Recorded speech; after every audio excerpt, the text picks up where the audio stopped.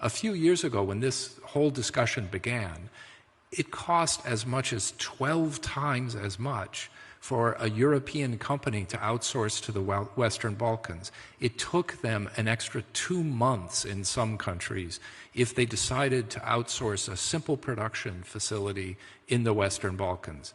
And now, if the borders open and trucks can move and freight can move quickly, then people can benefit immediately. This is something that will begin to happen this year. And it leads me to a second thing.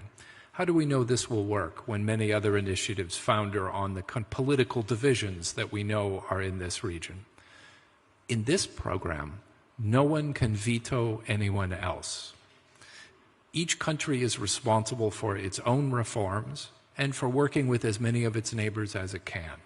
So now the countries that seize initiative will get the benefits sooner, and they will not have to wait until some unrelated dispute is resolved. These are tremendous accomplishments. Finally,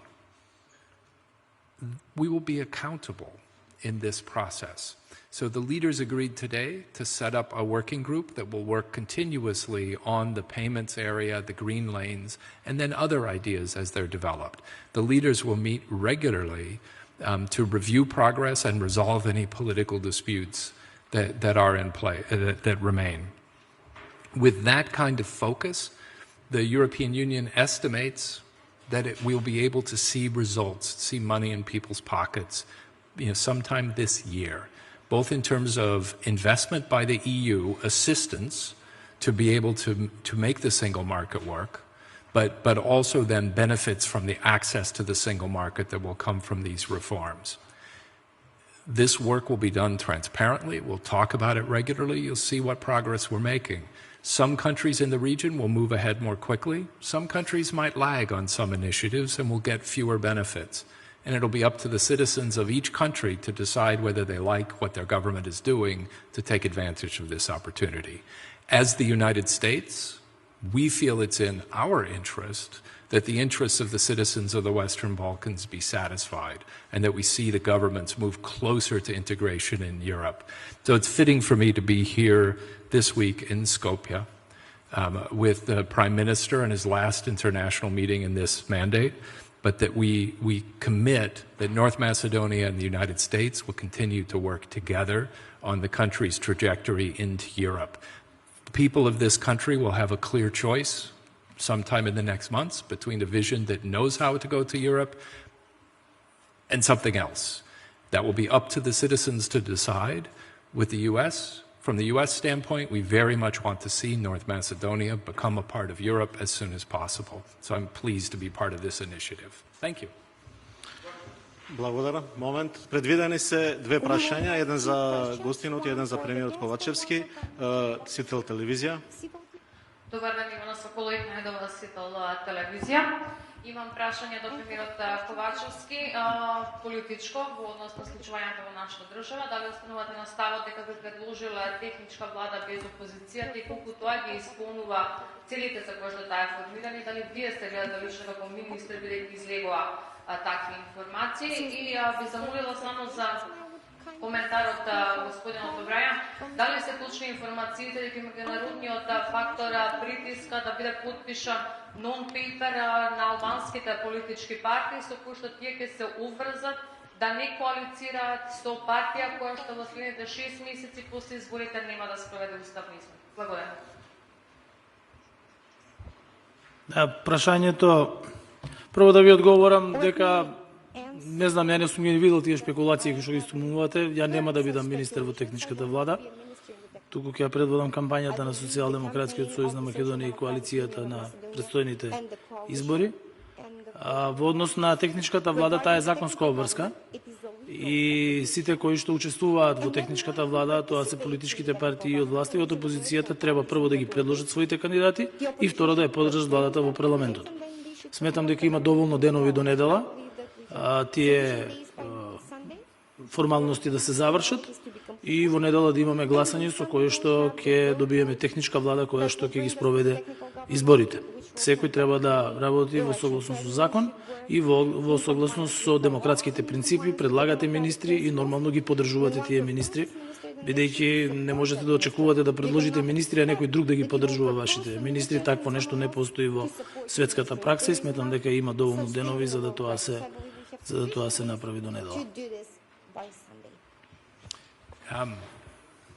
I was told someone would ask me about a non-paper. I don't know about a non-paper. I want to stay with what I have said when I was here in November and also today, that we think it's up to the citizens of North Macedonia to decide the way forward. I think one party has proposed a way forward and, of course, takes criticism because some people like or don't like that way. I think another party is promising that it will figure out a way forward, and I think it's fair for citizens to maybe ask that party to put forth a non-paper explaining what its vision is. And then you get to decide between the vision you know and something that's a promise. Второ прашање и последно, Тамара. Мргнчарска Трома телевизија за господинот Обрајан.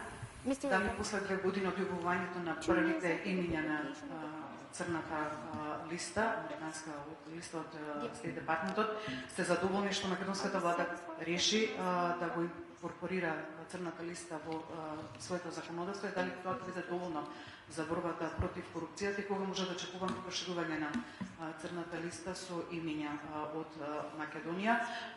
Премиерът, кога тоа би можело да се најде пред собранието во пленицата, кога би можело да биде усвоен законот и дополнително прашање, ако не е проблем, на Советот на Европската унија не помина во декември планот за раст, кога очекувате да помине, бидејќи тоа е фокусот кој денеска разговараме, без да помине на Советот на Европската унија не може да се имплементира ништо и од колегите сум замолена коментар од двајцата. Тука денеска зборувавте за обединување, за заедништво во регионот, но држите пресконференција сами.